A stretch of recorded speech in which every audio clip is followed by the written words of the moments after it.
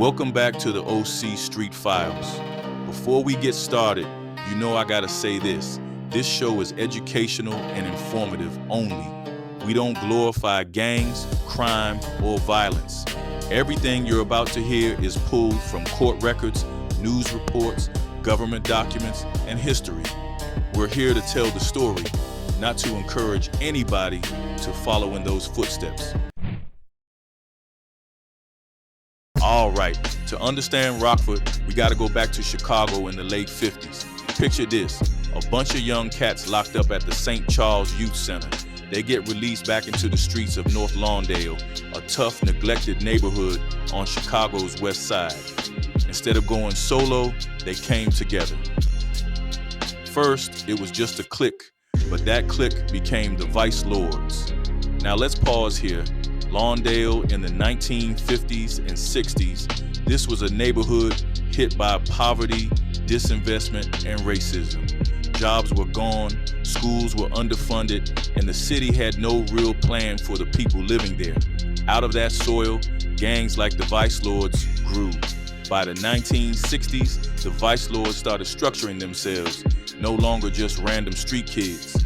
You had the conservative Vice Lords, the traveling Vice Lords, the Imperial Vice Lords, the insane Vice Lords. Different sets, different cliques, but part of the same nation. And here's the wild part. In the late 60s, some of the Vice Lord leaders, like Bobby Gore, tried to flip the script. They actually created a group called CVL, Incorporated. They were trying to get legit funding, run community programs, even work with Dr. Martin Luther King Jr. when he marched in Chicago. For a minute, it looked like they might transform into something positive. They even got a grant from the Ford Foundation, but the streets pulled them back. The lure of drug money, the violence, the retaliation, it overpowered the attempts at legit community building. CVL, Inc. faded, and the Vice Lords stayed rooted in the underworld.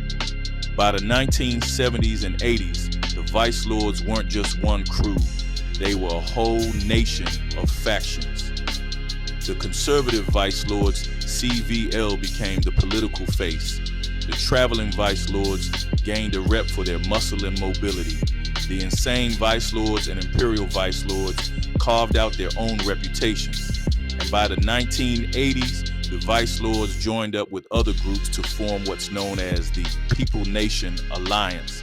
That lined them up against the Gangster Disciples and others under the Folk Nation banner.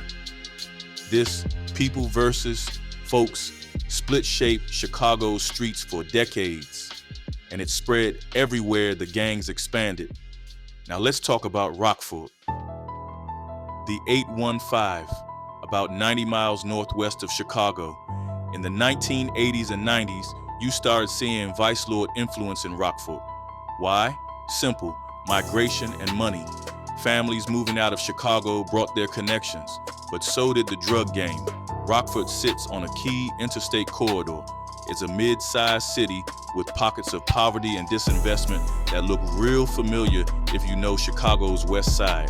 The Illinois Drug Threat Assessment flat out said it. Gangster Disciples and Vice Lords control most of the crack and heroin distribution in Rockford. That's from federal reports, not just street talk. So when you think Rockford, don't think it's just some small town. Think of it as an extension of Chicago's underworld, but with its own flavor, its own cases, and its own tragedies.